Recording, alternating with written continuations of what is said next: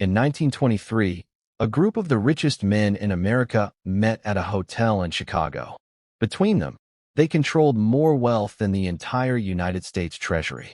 25 years later, most of them were broke. One died penniless. One took his own life. Another spent his final years in a rented room, living off borrowed money. They had the money. They had the connections. They had every advantage a person could ask for. And they still lost it all. Meanwhile, in that same century, millions of ordinary people with no inheritance, no head start, and no financial education built real, lasting wealth from absolutely nothing. So what separates the two? It's not luck. It's not intelligence. It's not even income. It's a small set of principles that almost nobody teaches you in school, at home, or anywhere else. And by the end of this video, you're going to understand exactly what they are and exactly how to start using them, no matter how much money you have right now. Because building wealth from scratch isn't about a lucky break or a secret investment. It's about understanding a few uncomfortable truths about money and then making decisions differently than most people do. Let's get into it. The first truth: income is not wealth. Here's something that surprises most people the first time they hear it. A person earning $250,000 a year can be broke. A person earning $45,000 a year can be wealthy. That sounds backwards, but it happens constantly. Doctors, lawyers, and executives file for bankruptcy every single year. Not because they don't make money, but because they spend almost everything they make.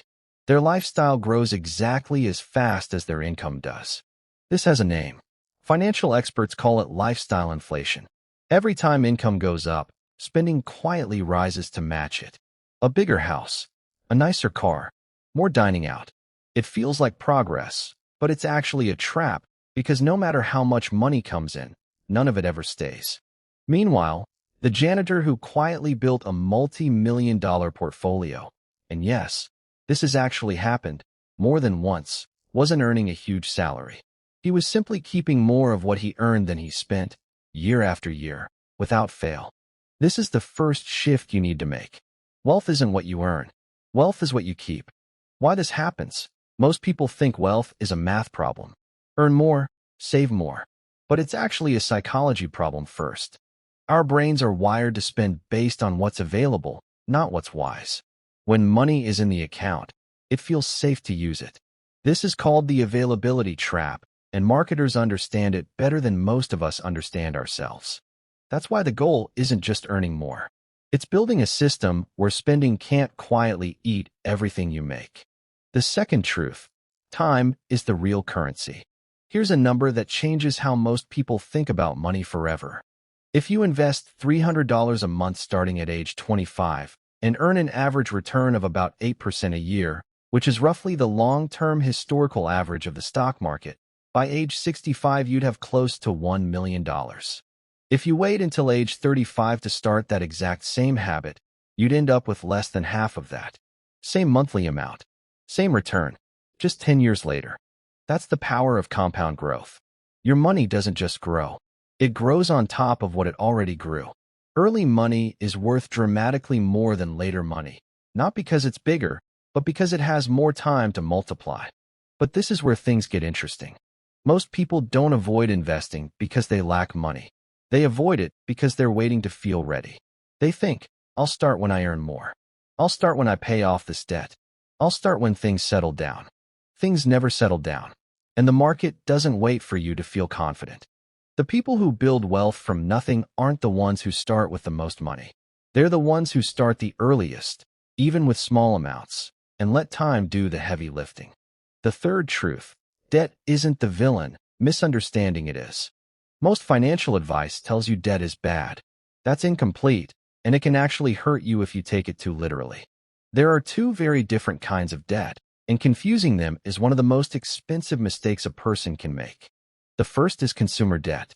Credit cards, car loans on vehicles you can't afford, buy now, pay later purchases. This kind of debt buys things that lose value the moment you own them, while charging you interest that can climb above 20% a year.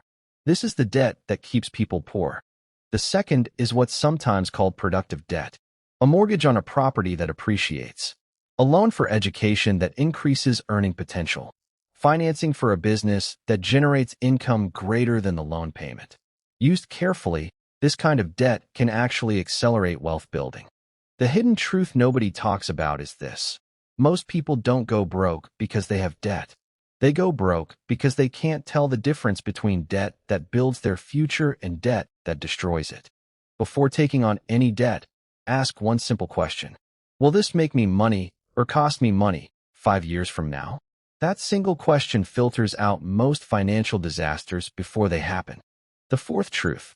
You don't need a lot of money to start investing. This is probably the biggest myth standing between ordinary people and real wealth. The belief that investing is only for people who already have money. It's not true, and it hasn't been true for a long time. Today, you can start investing with as little as $5 or $10 through fractional shares. You don't need to buy a whole share of a company that costs hundreds of dollars. You can buy a small piece of it. The real requirement for investing isn't a big bank account. It's consistency. Someone who invests $100 every single month for 30 years, without missing a single one, will very likely end up wealthier than someone who invests $10,000 once and then stops. Not because the second person made a mistake with their strategy, but because they stopped showing up. Most people don't realize that wealth building rewards consistency over intensity. It's not about one brilliant decision. It's about thousands of small, boring, repeated ones. And to be clear, investing always carries risk. Markets go up and markets go down. Nobody, no matter how confident they sound online, can guarantee returns. The goal isn't to predict the market perfectly. It's to stay invested long enough for growth to work in your favor. The fifth truth, your environment shapes your financial decisions. Here's something that rarely gets talked about, but it might matter more than any single financial strategy. The 5 people you spend the most time with have a measurable effect on your financial habits. If your closest circle treats debt as normal, spends every paycheck, and mocks the idea of saving, it becomes incredibly difficult to build wealth, even if you know all the right principles. This isn't about abandoning people you care about. It's about being aware of the quiet pressure that surrounds you every day and making sure you have at least some information, some voices, or some role models pointing you in a wealth-building direction. This is actually one of the reasons financial education content exploded in popularity over the last decade. People were searching for a new environment, a new set of default assumptions about money. The biggest mistake comes next. Here's the mistake that quietly destroys more financial futures than any market crash ever has. Waiting for the perfect moment. Waiting until the market looks safer. Waiting until income is higher. Waiting until debt is completely paid off. Waiting until there's more time to learn. The problem is that perfect moment never arrives. There is always a reason to wait. And every year of waiting isn't neutral. It's a year of lost compound growth that can never be recovered. The people who built real wealth from scratch weren't the ones with perfect timing. They were the ones who started imperfectly, with small amounts, often while still learning, and simply refused to stop, putting it all together. So let's bring this back to where we started, with those wealthy men in Chicago who lost everything. Their downfall wasn't a lack of money. It was a lack of financial principles. They spent based on their income instead of controlling it. They ignored the power of time. They misunderstood debt, and they surrounded themselves with people who normalized excess instead of discipline. Meanwhile, ordinary people with none of their advantages built real, lasting wealth using 5 simple truths. Wealth is what you keep, not what you earn. Time matters more than the amount you start with. Debt is a tool, not automatically an enemy, but only if you understand the difference. You don't need to be rich to start investing. You need to be consistent. And your environment shapes your habits more than you realize. None of this requires a special talent. None of it requires a lucky break. It requires decisions, repeated patiently, over a long period of time. That's genuinely the entire secret. There was never a shortcut hiding somewhere. Just principles, applied consistently, for long enough to compound into something real. If you start today, even in a small way, you're already doing more than most people ever will.